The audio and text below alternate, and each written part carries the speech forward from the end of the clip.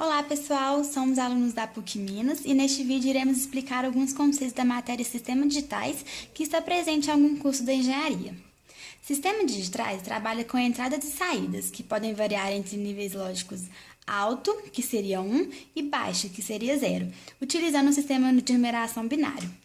A partir do conhecimento adquirido, podemos desenvolver projetos desde os mais simples até os mais complexos, como, por exemplo, acender lâmpadas, criar um cronômetro, uma calculadora, controle de uma máquina de lavar roupas, controle de vagas disponíveis em estacionamento, entre outros. Neste vídeo, iremos mostrar um projeto mais no final. Vou começar falando das portas lógicas, que são dispositivos que operam um ou mais sinais lógicos de entrada para produzir somente uma saída. Aqui do lado esquerdo das portas estão as entradas e do lado direito estão as saídas. E essas são tabelas verdades que mostram todos os valores possíveis de entrada com suas saídas. As entradas aqui a gente chama de A e B e a saída de Y. Nós temos três portas principais: a AND, a OR e a NOT. A AND precisa que todas as entradas sejam nível alto, ou seja, 1, para que a saída seja 1. Basta uma entrada ser 0 e que a saída seja 0. Aí, completando a tabela verdade aqui, 0 e 0, 0, 0 e 1, 0, 1 e 0, 0, 1 e 1, 1. E a expressão dessa porta lógica é A e B. A porta OR ela basta apenas uma entrada ser 1 para a saída ser 0. Aí, completando a tabela, 0 e 0, 0. Aqui já tem 1. Então, 1. Aqui também tem 1. E aqui os dois são 1. Então, é 1 também. E a expressão dela é A ou B. Tem que tomar cuidado para não confundir as duas na hora de desenhar, porque essa é reta e mais redonda, e essa aqui é curvada. A porta NOT é uma porta inversora. Entra 1, sai 0, entra 0, sai 1. A expressão dela é A barrado. Aqui, ó. Quando tá barrado, a gente coloca essa bolinha aqui, significa que tá invertido. Aí, através dessas três portas elementares, surgiram outras.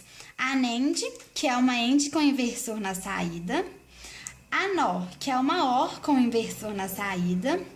A XOR é uma OR exclusiva. Se as entradas forem diferentes, a saída é 1. Se forem iguais, a saída é 0. A XNOR é uma XOR com inversor na saída. Este é um display de 7 segmentos. Podemos ver muito dele em relógios, painéis, entre outros. Para explicar, vamos dar nomes a cada parte dele. Aqui chamamos de A, B, C, D, E, F e G. Na entrada dessa tabela, eu coloquei em binário os números que quero acender. Aqui, ó, 0 a 9. E do lado de cá são as saídas, que a gente vai preencher agora. Ele funciona em lógica negativa, ou seja, ele é ativo em 0. Então, para acender o número 0, apenas a letra G fica em 1. E o resto fica em 0, que significa aceso. Para acender o número 1, apenas B e C ficam em 0. E o resto fica apagado. O número 2, C e F ficam em 1. O resto fica aceso. O número 3, a letra E e F ficam em 1. E o resto aceso. O número 4, A em 1, D e E. O resto aceso. O número 5, o B em 1 e o E. O resto aceso. O número 6, apenas B está apagado.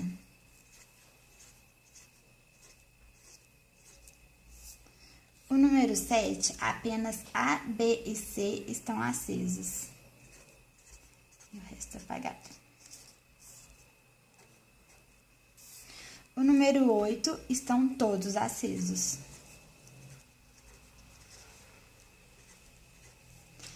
E o número 9, o D e o E estão apagados e o resto aceso.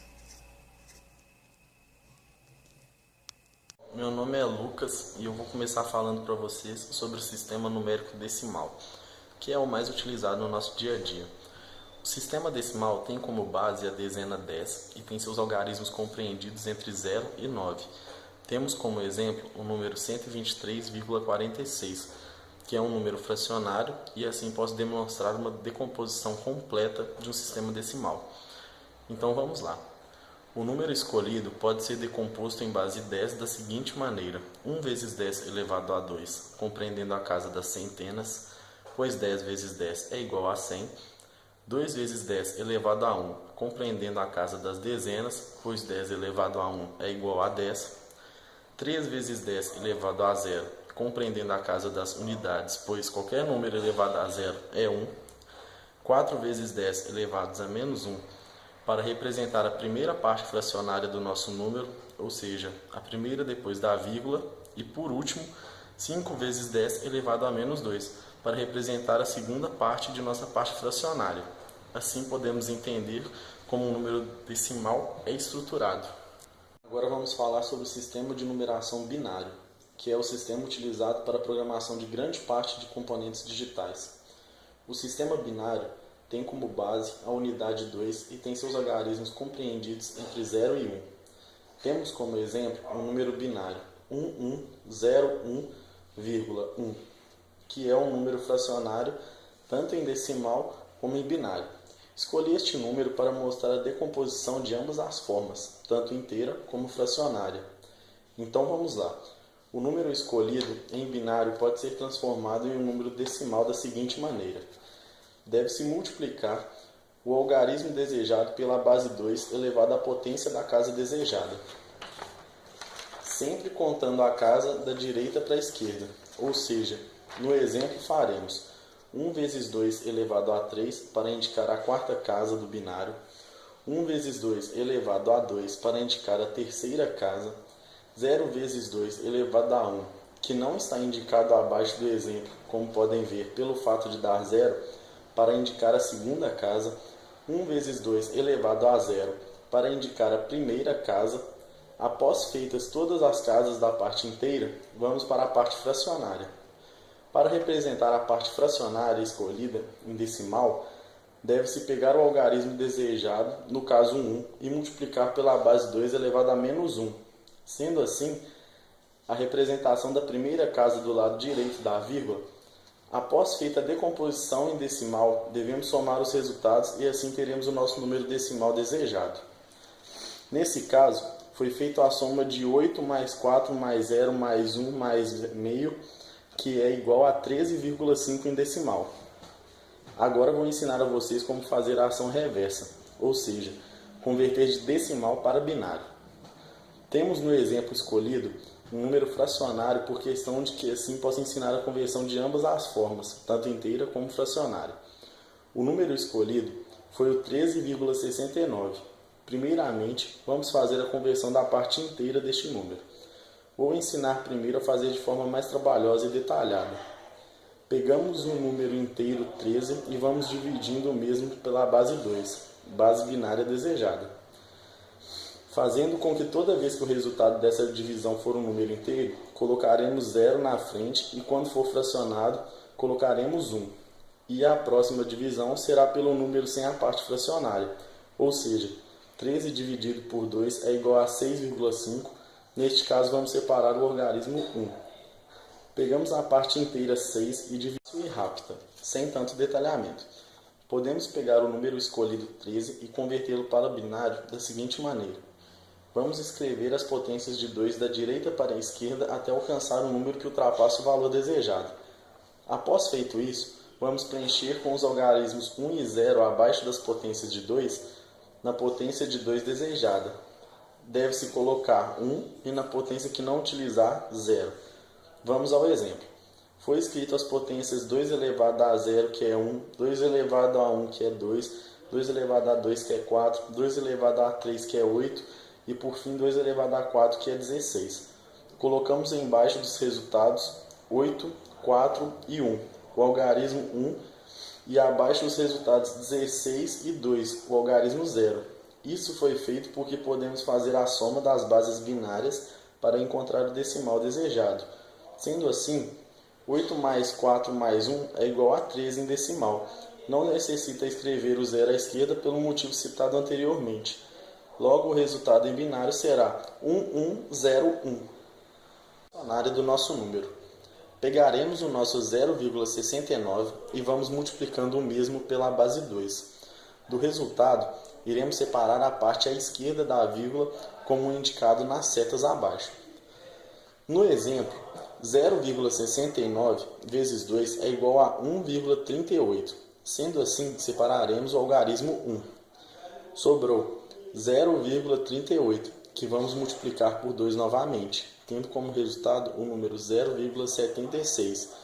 Assim, separaremos o algarismo 0. Faremos isso sucessivamente até passar a repetir os algarismos separados ou até preencher as casas de precisão desejadas. Após este passo, vamos pegar os algarismos separados de cima para baixo, ou seja, em ordem crescente, e escrevê-los da esquerda para a direita. Assim teremos 10110 em binário. Agora, por último, vamos escrever o nosso resultado. Primeiramente a parte inteira e depois a parte fracionária, sempre da esquerda para a direita. E teremos assim 0,1101,10 em binário. E o mesmo representa o número decimal desejado, 13,69. Vou falar para vocês sobre a conversão em BCD. O código BCD tem seus algarismos compreendidos de 0 a 9 e combinados de 4 em 4 bits em binário, ou seja, sempre vamos utilizar a forma binária para passar para BCD. De 0 até 9 será igual à forma binária, pelo fato de que os zeros à esquerda não serão importantes, assim como na decimal não são. Sendo assim, escolhi o número 16 para ensinar a vocês. Vamos pegar o número 16 e dividir sua parte de dezenas e de unidades. Assim ficará 1 e 6. Se o BCD é uma combinação de 4 bits binários, iremos converter cada parte dele para binário utilizando apenas 4 bits necessários. Assim teremos 1 que será escrito em 0001 em binário e o 6 que será escrito 0110 também em binário. Sendo assim, feita a conversão, teremos, escrevendo sempre da esquerda para a direita, o binário resultante 00010110.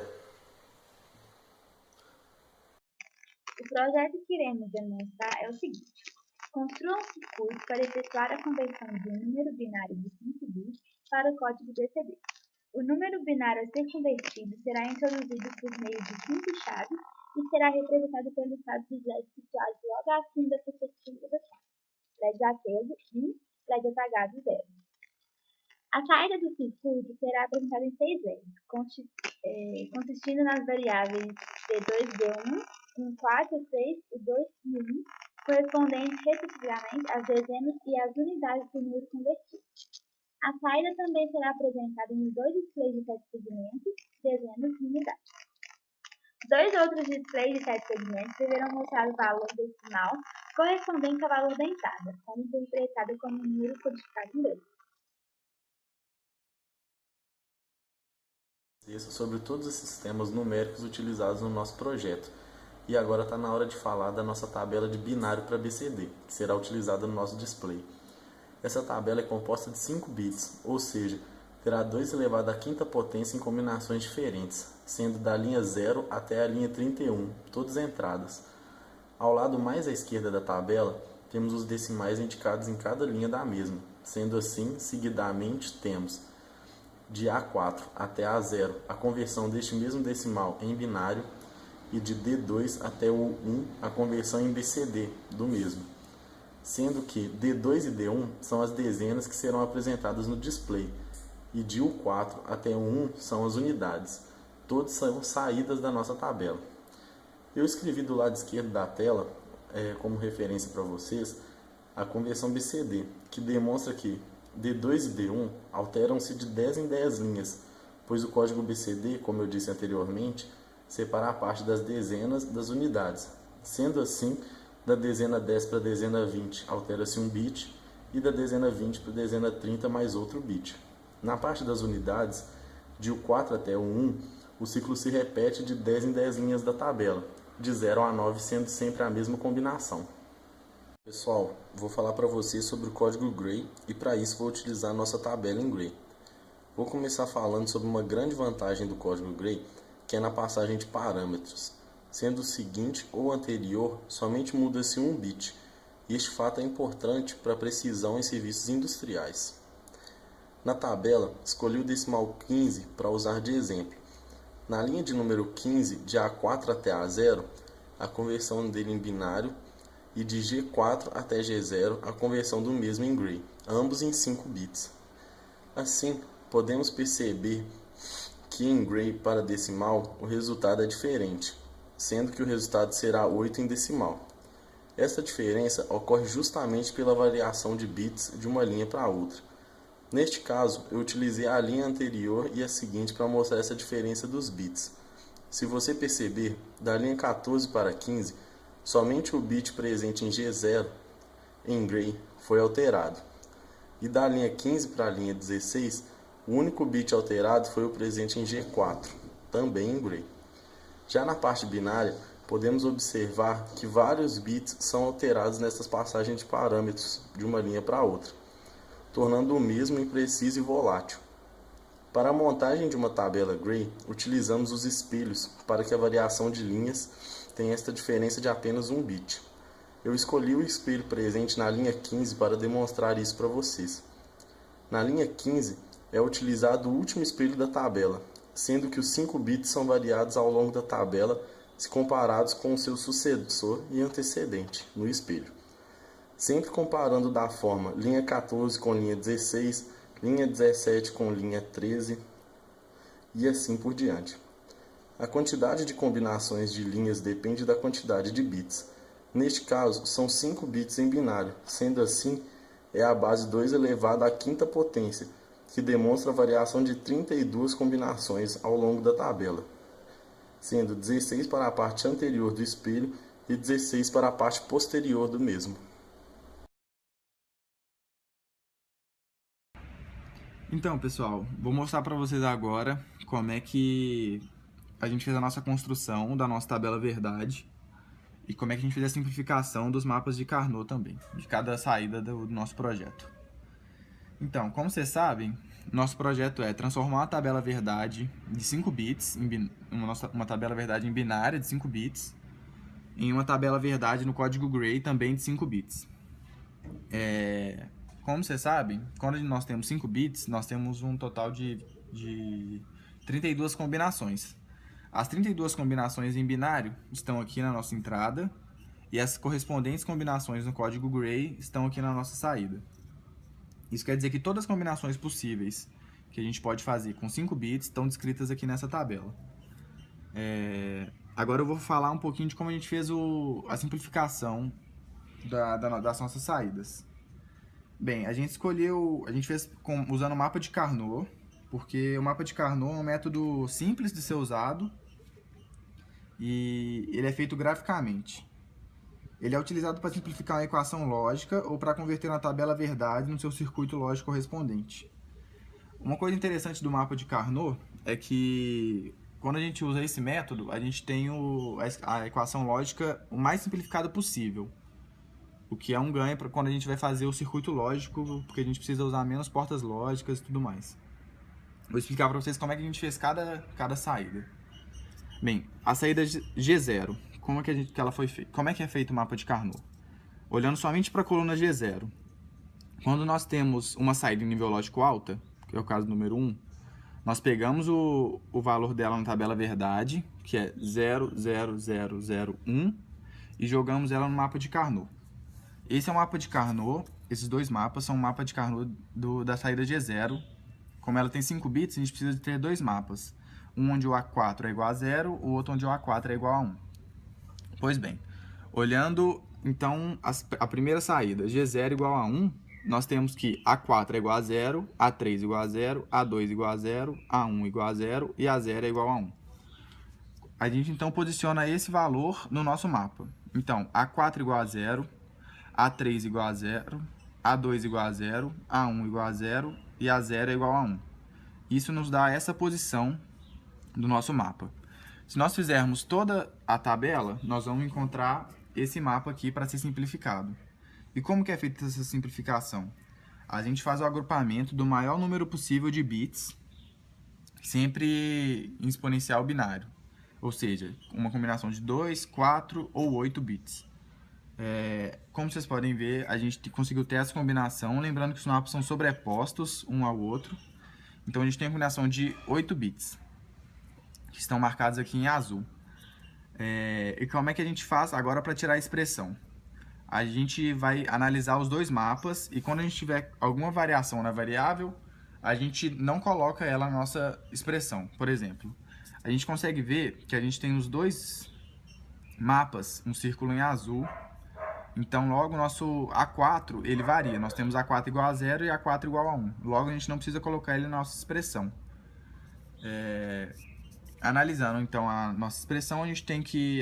A expressão de G0 é A3 barrado, A2, ou A3 barrado e A2. Certo.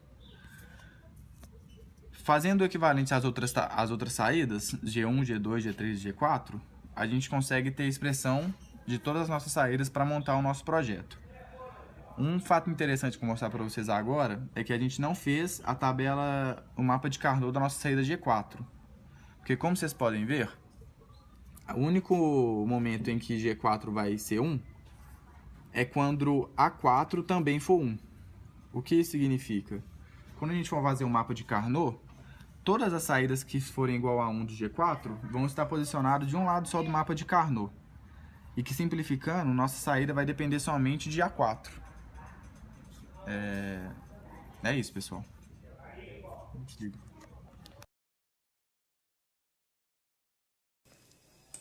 Bom, essas aqui são as expressões que retiramos da tabela verdade dos 7 segmentos.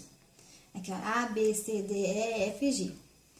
Aí, nós vamos utilizar o programa Quartos 2 para montar o nosso projeto, né? Aí aqui eu já deixei pronto as entradas A, B, C e D e eles barrados também. Aí, aqui é o input que nós pegamos aqui nessas portinhas. Tem uma porta end aqui, a gente pega o input e output. Aí, eu vou começar falando da expressão YC, que é C barra mais D mais B.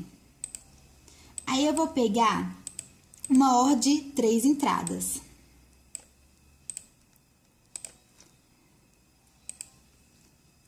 C barra, aqui ó, C barrado.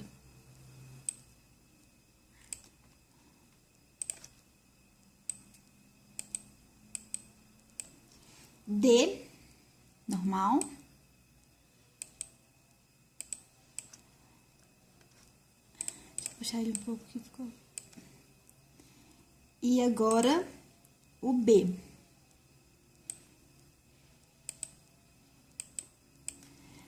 Essa, vou pegar uma portinha de output agora.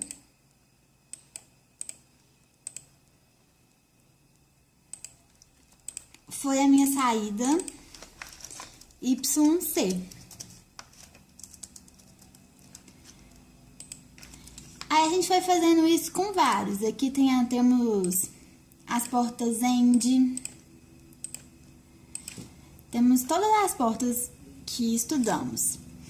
Aí, montando o projeto circuito por circuito, o projeto do nosso circuito, nosso projeto inteiro é este, né?